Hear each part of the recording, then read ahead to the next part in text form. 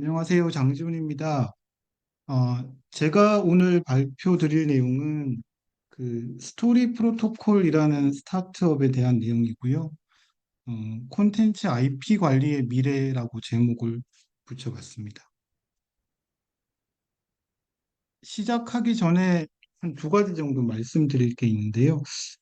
아마 뭐 많이 아시는 분도 계실 것 같기는 한데, 이 스토리 프로토콜이라는 회사가 올해 설립이 되었고 아직 이제 서비스가 나온 게 없어서, 그러니까 어떻게 보면 이제 기획하고 비전밖에는 없는 상태인 거죠. 근데 그렇기는 하지만 콘텐츠라는 자산을 관리를 하고 이제 수익을 창출하는, 뭐 혹은 이제 콘텐츠를 생산하고 유통하는 새로운 체계를 제안한다는 측면에서 한번 살펴볼 만하겠다 싶어서 이제 오늘 말씀을 드리게 되었습니다.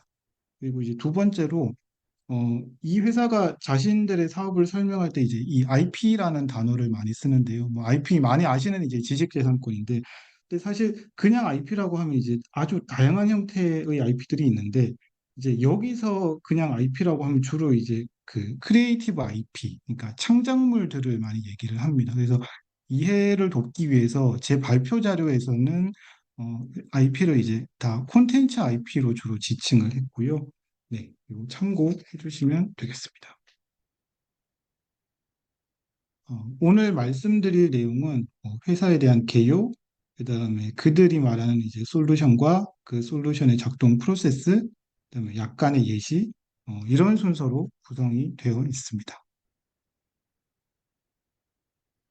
이 회사가 이제 9월에 700억 조금 넘게 이제 투자를 받으면서 이제 기사가 되게 많이 나가서 아마 아시는 분도 많이 계실 텐데요. 뭐 보시면은 이제 유명한 투자사들 많이 참여했고, 그다음에 컨텐츠 업계의 유명 인사들도 꽤 투자에 좀 참여를 했습니다.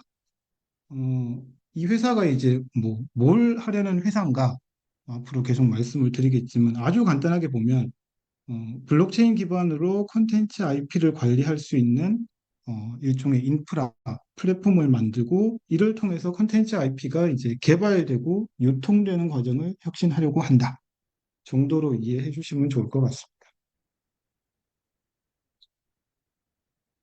배경에 해당하는 내용인데요.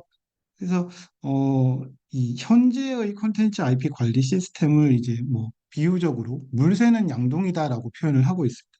그러니까 이 인터넷상에서 엄청나게 생성되는 컨텐츠하고 그 가치를 제대로 담아낼 수 없는 구조다라고 얘기를 하고 있고요.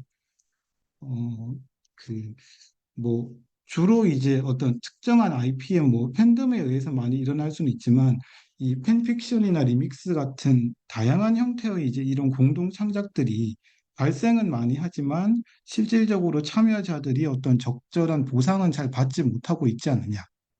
그 다음에 사실 제너러티브 AI 나오면서 이제 이 어느 정도 퀄리티 있는 콘텐츠를 창작하기가 이제 너무 쉬워졌는데, 근데 콘텐츠 창작의 보상이라는 면에서는 사실 보상은 아직 어떻게 보면은 그러니까 계약 베이스인 거죠. 계약 베이스거나 아니면은 앞에 말씀드렸던 것처럼 이제 비어 있는 부분도 있기 때문에, 그래서 이제 보상의 스피드가 창작의 스피드를 따라가지 못한다. 그래서 이 컨텐츠 IP에 대한 어떤 새로운 형태의 인프라스트럭처가 필요하다라고 얘기를 하고 있습니다. 그러면 뭐 이런 이제 새로운 IP 인프라가 갖춰야 될 요소가 뭐냐? 두 가지를 얘기를 하고 있는데요. 첫 번째가 이제 테크니컬 스탠다드입니다. 그러니까 이거는 이제 개별 콘텐츠 IP, 그러니까 콘텐츠가 활용되는 라이프 사이클 전체를 이제 트래킹하고 기록할 수 있는 뭐 일종의 기술적인 표준이 필요하다고 하고 있고요. 음, 이게 이제 결국은 뭐 기록이니까 사실 창작자에 대해서 정당한 보상을 하기 위해서는 반드시 필요하고 또 가장 기초적으로 필요한 데이터가 아닌가, 이제 이렇게 얘기를 하고 있고요. 두 번째가 라이센싱 레짐인데, IP 보유자들이 그들의 라이센싱 권리를 쉽게 이제 그 조건을 설정하고 판매할 수 있는 어떤 제도 혹은 구조라고 얘기를 할 수 있습니다. 근데 이제 이거는 컨텐츠 자체, 그러니까 IP로서 컨텐츠의 활용도를 높일 수 있는 뭐 일종의 이제 기능들, 툴들이라고 보시면 될 것 같고요.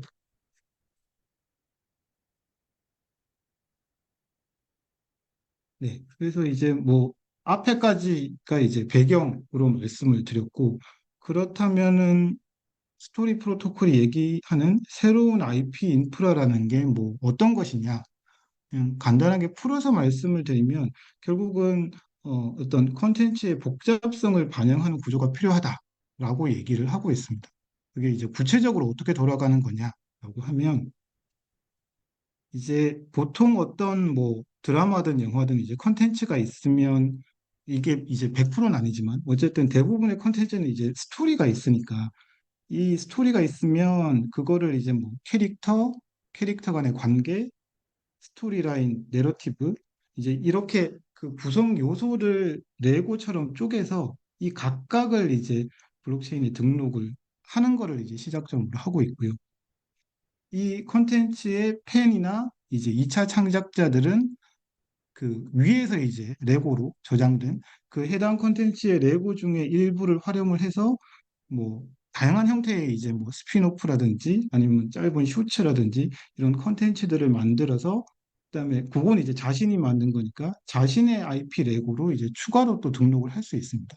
그래서 이게 뭔가 상업적으로 이용이 되면 당연히 수익은 이제 원래의 레고의 소유주와 그 자기들가 새로 만든 이제 이 IP 레고 그러니까 그 저기 2차 창작자들이겠죠. 이 원 창작자와 이제 2차 창작자가 서로 수익을 배분을 하게 되고, 그래서 창작자는 자신의 레고를 활용하려는 사람하고 뭐 이렇게 복잡하게 계약서를 쓸 필요가 없고, 다만 이 시스템 상에서 내가 원하는 라이센스의 조건들, 뭐 어떻게 했을 때 라이센스 피가 뭐 매출의 몇 프로라든지 아니면 뭐 정액으로 얼마라든지 이런 라이센스 조건만 투명하게 설정하면은 된다. 이렇게 얘기를 하고 있습니다.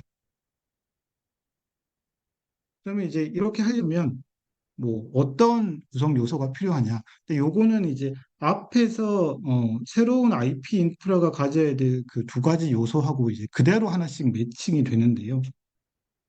첫 번째 테크니컬 스탠다드하고 매칭이 되는 게 이제 개방형 IP 리파지토리 말 그대로 이제 IP 저장소입니다. 이거는 음, 다양한 형태의 이제 창작물들의 탄생하고 진화 과정을 이제 기록을 하는 건데 그 기록을 하는 기본 이제 데이터 스트럭처가 앞에서 말씀드린 이제 IP 레고가 되는 거고요.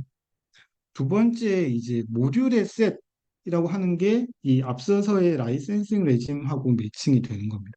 그러니까 뭐 말 그대로 IP 레고를 활용하기 위한 기능들의 모음, 뭐 라이센스를 주는 거, 그다음에 뭐 로열티를 설정을 하는 거, 그다음에 이제 파생 창작물에 대해서 뭐 수익 배분을 하는 이런 다양한 기능들의 모음이고요. 그래서 미리 설정된 조건들이 이 과거의 어떤 뭐 계약, 협상 과정을 이제 대체할 수 있다. 이렇게 얘기를 하고 있고, 이 것들이 다 두 가지가 이제 블록체인 상에서 구현이 된다라고 얘기를 하고 있습니다.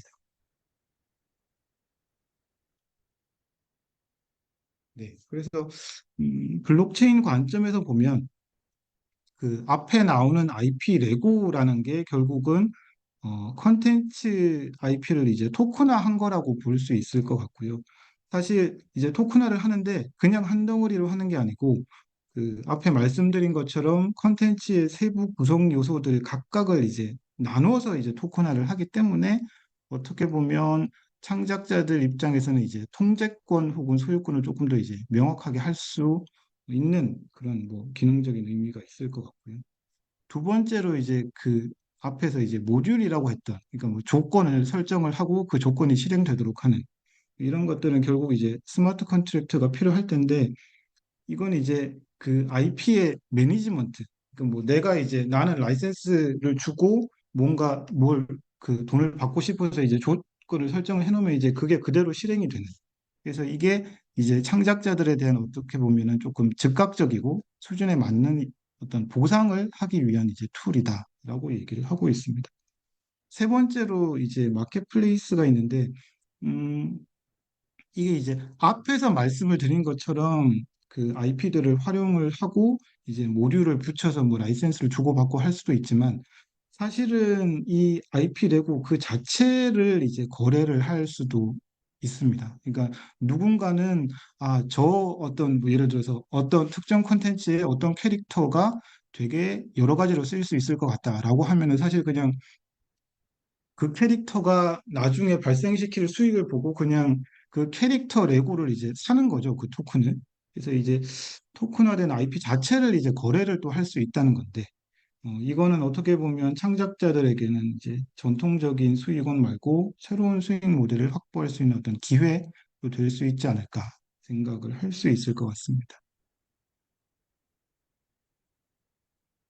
그래서 조금 간단하게 앞에서 말씀드린 IP 리파지토리랑 모듈이 어떻게 활용이 되느냐 아주 간단한 예인데요.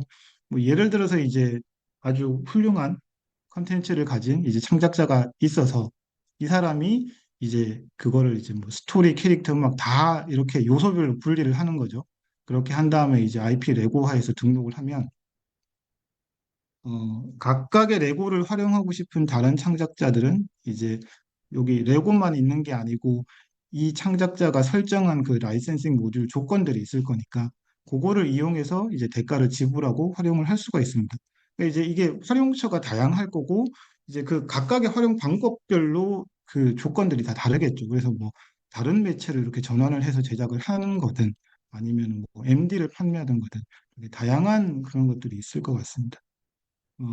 요게 하나가 있고, 또 하나는 이제 팬들이 만약에 그 컨텐츠를 활용해서 이제 뭔가 2차 창작물을 만든다라고 하면 이 2차 창작물도 이제 또 다른 IP 레고로 이제 등록이 되는 겁니다. 그러니까 뭐 캐릭터의 변종이든 음악을 이제 이렇게 리믹스를 하든 여러 가지가 이것도 있을 수 있을 것 같고요.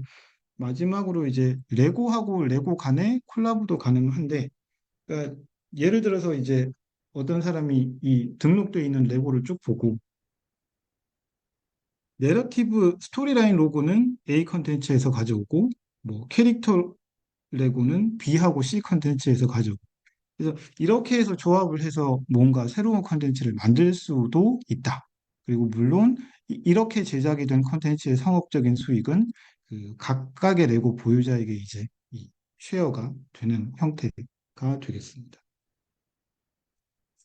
그래서 여기까지 보시면은 이제 그 몇 가지 조금 궁금한 부분들이 아마 생기실 텐데, 제가 그냥 몇 가지 이제 Q&A를 좀 정리를 해봤거든요. 간단하게 보시면, 첫 번째는 사실 이 뭐 그 구성 요소별로 나눠서 등록을 한다고 하지만 사실은 이 되게 방대한 컨텐츠, 스토리도 많고, 어떻게 보면 그런 것들은 레고를 등록하는 것 자체가 엄청난 작업이 될 수도 있지 않느냐.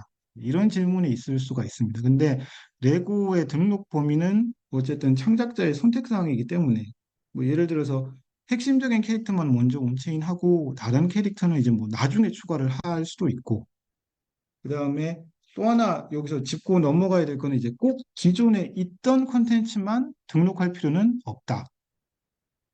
외려 뭔가 새로 만든 컨텐츠를 이제 처음부터 여기 올려서 네이티브 IP 방식으로 하면 사실은 더 어떤 강력한 활용처들이 생길 수 있다. 이런 얘기를 하고 있습니다. 두 번째가 음, 그 이제 팬픽션 같은 것들 보면 사실은 기존의 팬픽션은 그냥 팬덤 내에서 소비가 되는 건데 그러면 어, 이런 것들이 이제 그 스토리 프로토콜을 활용하면 뭔가 제대로 활용이 되는 거냐? 그래서 이제 뭐 당연히 제대로 활용이 된다는 거고요. 그래서 여기서도 똑같이 이제 레고 형태로 등록된 팬픽션을 이게 이제 뭐 그 자체로 어떤 다른 창작자가 활용을 할 수도 있고 혹은 원작 스토리 레고의 창작자가 자기의 이제 다음 컨텐츠에 어떤 일부를 채택을 할 수도 있고 이제 이런 형태로 좀 더 이제 공식화된 사용처를 마련할 수 있는 구조가 된다라고 얘기를 하고 있고요. 세 번째는 이게 근데 너무 개방을 하다 보면 오리지널 창작자가 원하지 않는 방향으로 뭔가 캐릭터가 다시 생긴다든지 스토리라인이 흘러간다든지 이제 이렇게도 될 수 있지 않냐? 라는 이제 질문도 있는데 그런데 여기서도 이제 스토리 프로토콜에서는 창작자들이 자기 IP를 얼마나 개방할지는 그거는 어, 거의 뭐 완벽하게 컨트롤 가능하다라고 얘기를 하고 있습니다. 그러니까 예를 들어서 이제 그 조건들이죠. 활용하는 조건이라는 거에 꼭 뭐 저기 라이센스 피 몇 프로 이제 이런 조건만 있는 게 아니고 뭐 예를 들어서 이제 그 어, 다시 재창작된 컨텐츠에서 뭐 예를 들어서 뭐 혐오 발언이라든지 어떤 정치적인 코멘트라든지 뭐 이런 거는 뭐 들어가면 안 된다. 이런 식으로 이제 계약 조건으로 이거 역시 모듈에 반영을 할 수가 있다라고 얘기를 하고 있습니다. 네. 그래서 네. 여기까지 해서 이제 뭐 스토리 프로토콜이 어떤 사업을 하려 하는지는 어느 정도 설명이 되었고요. 다음에는 이제 실제 사례를 하나 가지고 좀 말씀을 드리려고 합니다. 어, 드레이크하고 위켄드의 AI 콜라보 음원인데요. 이게 이제 그 Heart on My Sleeve라고 노래가 나왔는데 이게 이제 실제로 두 가수가 콜라보를 한 게 아니고 그러니까 두 가수의 보컬을 AI로 해서 이제 음원이 제작이 된 어, 그 음원입니다. 근데 이제 뭐 당연히 그 소속사 유니버설인데 유니버설에서는 이제 이거 저작권법 위반이다. 뭐 유튜브에서 다 내려라. 그래서 뭐 이제 이런 상황인데 근데 이게 사실 그 곡 자체가 되게 좋아서 음악 팬들로부터는 되게 반응이 좋은 상태고 실제로 막 유튜브에서는 막 그러니까 왜 삭제하면 다른 채널에 또 올리고 삭제하면 다른 채널에 또 올리고 약간 뭐 이런 식으로 좀 되고 있다고 하더라고요. 그래서 이런 사례들이 어떻게 보면은 저작권 혹은 이제 이 창작물의 범주에 대한 논의를 좀 촉발시키는 그런 계기도 되고 있는데요. 사실 이제 이런 케이스는 앞으로 점점 더 많아질 수밖에 없는데 이거를 그러면은 어떻게 대응을 할 거냐? 두 가지가 있을 것 같습니다. 첫 번째는 그냥 지금처럼 하던 대로 기존의 저작권법의 관점에서 보면 위반했으면 그냥 그거는 찾아내서 다 삭제해야지. 이제 이런 길이 하나 있을 텐데요. 근데 뭐 이거는 사실 지금 이런 식으로 대응을 하는 거는 한계가 명확하다는 거는 뭐 다 아실 것 같고요. 근데 그러면 이제 이런 식으로 기존 관행처럼 대응을 안 하면은 어떻게 할 거냐? 스토리 프로토콜에서는 이제 이런 류의 창작자도 새로운 생태계로 포섭할 수 있다. 사실 앞에서 말씀드린 것처럼 어, 이 AI 음원을 만든 창작자도 이제 자기의 IP 레고를 등록을 할 수 있는 거죠. 다만 이때는 이제 그 원래 IP 레고가 뭐 예를 들어서 드레이크랑 위켄드의 뭐 보컬이라는 IP 레고가 있다라고 하면 그 IP 레고가 세팅한 조건에 따라서 이제 조건을 수용을 하고 그래서 그 수익이 나오면은 이제 뭐 가수든 소속사든 쉐어할 수 있는 그런 구조가 될 텐데 그래서 이제 이런 식으로 새로운 생태계로 아예 푸섭을 할 수도 있겠다 이런 생각이 좀 있고요. 어, 그 사일로드 IP에서 네트워크드 IP로의 전환이라고 하는데 이 네트워크드 IP라는 건 말 그대로 그러니까 다양한 형태의 어떤 공동 창작을 인정을 하고 좀 더 이제 공식적인 장으로 끌어오자. 이 정도로 이해를 하면 어떨까 싶습니다. 네. 그리고 네, 마지막 페이지인데요. 그래서 앞서서 이제 계속 말씀을 드렸던 것처럼 이제 이 프로토콜의 두 가지 요소, 그러니까 온체인된 IP 저장소가 하나 있고 그다음에 어떤 기능들의 집합, 이 모듈의 셋 이런 이 두 가지 요소가 이제 중요하게 작용을 하는데 그 저장소의 이제 기본 단위는 아까 말씀드렸던 것처럼 컨텐츠들을 각각의 구성 요소로 나눈 이 IP 레고들이다. 이제 이 정도로 네, 이해를 해주시면 될 것 같습니다. 그래서 이게 어떤 의미가 있을까? 사실 뭐 아직 서비스도 안 나온 상태이긴 합니다만 첫 번째로는 그러니까 계속 말씀드린 것처럼 그런 얘기들, 그러니까 이 팬들이 어떤 그러니까 팬픽션을 쓰는 거라든지 뭐 음악을 어떻게 리믹스를 하는 거라든지 그러니까 이 사실 팬덤들이 뭔가 컨텐츠에 손을 대고 하는 것들이 이게 지금까지는 그러니까 어떻게 보면은 팬덤 내에서의 소비와 만족을 위한 거지 사실 이게 뭐 수익으로 연결이 된다든지 그 어떤 창작자들한테 보상이 돌아간다든지 이제 이런 식으로는 안 되고 있는데 어떻게 보면은 공동 창작에 대한 이제 새로운 생태계를 구축을 하려고 한다라는 그런 관점에서 좀 의미가 있을 것 같고요. 두 번째는 그러니까 어떻게 보면은 컨텐츠 IP의 유동화라고도 부를 수 있을 것 같습니다. 앞에서 말씀드린 것처럼 이제 IP 레고들 자체가 이제 거래가 될 수 있으니까 그러니까 이게 이제 컨텐츠라는 되게 복잡하고 이제 큰 거를 구성 요소별로 이제 토큰화해서 나눈 거고 이제 그 토큰화된 것들 각각은 이제 거래가 가능하니까요. 그래서 기존의 유동성을 부여하기가 힘들지 않나 싶었던 이 컨텐츠에 어떻게 보면은 유동성을 좀 부여를 해주는 그런 의미가 또 있을 것 같고, 네, 마지막으로 이제 네트워크 IP는 결국은 이거는 제일 처음에 말씀드렸던 네, 공동 창작에 대한 어떤 새로운 생태계, 그러니까 어떻게 보면 창작자라는 거의 범위를 되게 좀 넓게 봐주는 그리고 그들 각각의 그러니까 다양한 유형의 창작자들이 있을 텐데 그들의 기여한 만큼 이제 보상받을 수 있게 하는 그런 의미에서의 네트워크 IP가 아닌가 싶고, 네, 의미가 있지 않을까 싶습니다. 어, 네, 저기 제가 오늘 준비한 거는 여기까지고요. 혹시 궁금하신 네, 사항 있으시면 말씀 부탁드리겠습니다.